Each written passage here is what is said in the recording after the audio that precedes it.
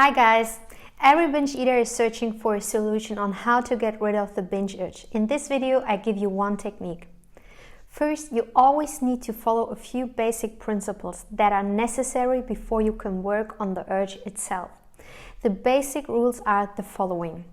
If you deal with binging, the number one rule is to never restrict your calories or food intake of healthy foods. I don't mean unhealthy foods like oil or processed junk. Restriction has different facades and doesn't include only calorie restriction. Only eating in a specific time window is also a form of restriction. Number 2, stick to 3 meals. Make it a priority, even if you have a hard time switching from 1 or 2 meals per day to 3, and if needed, a healthy snack. If you don't have a regular routine and just follow your intuition, your primal brain that doesn't care about your romantic eating intuition will put a spoke in your wheel. Apropos primal brain, that's where the binge magic takes place. Your lower part of the brain sends binge urges. It's the primal part of the brain and the oldest one of your entire brain. Hunger signals, binge signals, sleep, breathing, reproduction, and survival signals occur in that part of the brain. In the neocortex, the upper part of the brain, you make rational decisions. This part is what we call the I. A client of mine had a nice analogy of her binging. She said it feels as if you would give a 5-year-old money and say to that child, invest it and save it for later. But the 5-year-old will go and buy some ice cream instead. This is how you can view your primal part of the brain.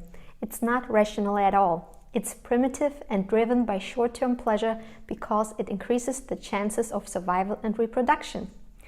This part of the brain will always trick you into why you should have that binge food right now. It will send signals that you feel like you would die if you don't binge in the next few minutes. Keep in mind that it really thinks it is true. I simplify the brain in my explanation, but you don't need to know more. If you really eat enough, I say really, because some people are not aware that they restrict to some degree, but still experience binge urges. Chances are high that the binge urges are conditioned. Your nervous system expects to get junky food or higher calorie dense food than usual. By doing that, it increases the chances of survival and reproduction. You wonder what is happening, but it's a clever mechanism. Every one of us met parents who don't have control over their 5-year-old. I mean in real life. But no matter how annoying that child is, the parents have responsibilities and should have, or at least learn how to control their annoying child. If you watched some of my previous videos, you heard me mention that you shouldn't control your hunger drive. Keep in mind that binge urges aren't your regular hunger drive. If you do everything right, stick to your healthy food plan, have regular meals, but still experience binge urges or cravings from time to time, you should learn to control your 5-year-old. You may think, but you can't because it feels overwhelming, as if an external force forces you to drive to the grocery store and buy junk food. I'm familiar with that feeling, but the good news is you can train that. People often give their cravings and urges greater power than it really is. They don't like the unpleasant feeling when they don't indulge in the food they want to eat. Yes, it feels uncomfortable. The 5-year-old, aka the primal brain, will protest and debates with you and will say things like, "One last time, come on, you deserve it, you had a hard day, you don't love me," and blah blah blah. If you haven't trained your 5-year-old to listen to you, you should start right now. As soon as the urge to binge occurs, you don't binge for only this time. You do everything needed not to binge right in that given moment. Don't think about tomorrow. You will not binge now, right at that moment, because your primal brain only knows now and not tomorrow. If you do that repeatedly, you create neural pathways in your brain. You need to change that record. It's like with every conditioning. In the beginning, the impulse is super strong and you feel overwhelmed. However, you just need to skip it now. With this technique, you work your way up until your 5-year-old stops or at least debates with you to a degree where you can immediately quiet it down. There is really nothing elegant or magical. It takes some clenching your teeth. If you say, "But it's so hard," then your 5-year-old is still strong and debates with you. Again, remember what I mentioned in the beginning. You need to follow a diet plan that works out for you. If not, you will have a hard time quieting down the binge and craving voices. One example in a current binge urge could be a following discussion between your primal brain and the neocortex. If I don't have that pizza now, I'll go crazy or die. Then you reply to that voice, okay, if you want, you can die, but you will not have that pizza, period. I'll wait and be by your side until you die. I can bring you the telephone and you can call your mother and complain about your poor life. Furthermore, if you would like, I can choose some clothes for your funeral in the meanwhile. Not to binge causes anxiety in the nervous system because your primal brain assumes you are in danger if you don't binge.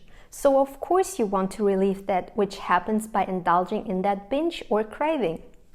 You feel immediate relief if you binge, but in the modern world this instinct is triggered by supernormal, unnatural, high-calorie dense food.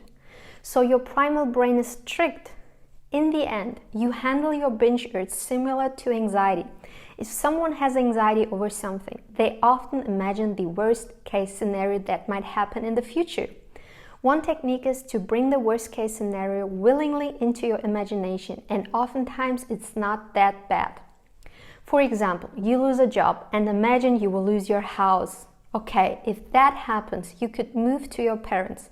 If they don't have a place for you, you could move to a friend or a shelter, search for a job in the meanwhile.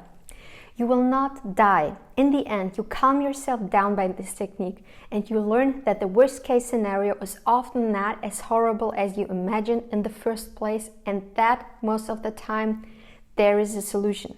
But in an anxious moment, you would like to fight, flight or freeze. The same happens with quieting down your binge voices.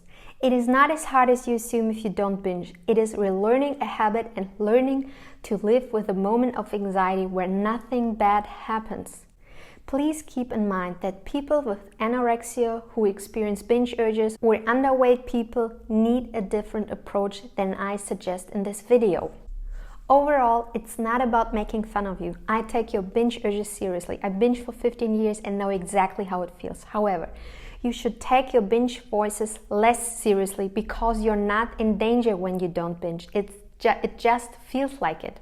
People try to find highly intellectual solutions, like lifelong psychotherapy, for a primitive and instinctual mechanism. They dig in rationality, but in the end, binge eating is a very primal mechanism. Your primal brain will send binge urges in every state of your emotions, happiness or sadness. It has nothing to do with how a good human you are, how religious you are, how spiritual you are, how intelligent you are, and so forth. Binge eating is not a disease, it's an instinct, a famine defense mechanism, and initially triggered by the unnatural modern food supply you were not designed to eat. Instead of soul searching, you should do an inventory of your current diet and eating behavior, work on the conditioning part, and learn to quiet down the binge voices.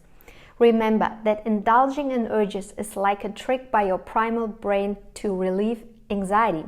But again, you are not in danger if you don't binge. Your primal brain doesn't know this, and you need to decondition this habit. So the next time your primal part of the brain thinks it's going to die if you don't binge, send my greetings and let it know I'll be at its funeral. Okay, enough sarcasm. Implement this technique and see you in my next video. Bye bye.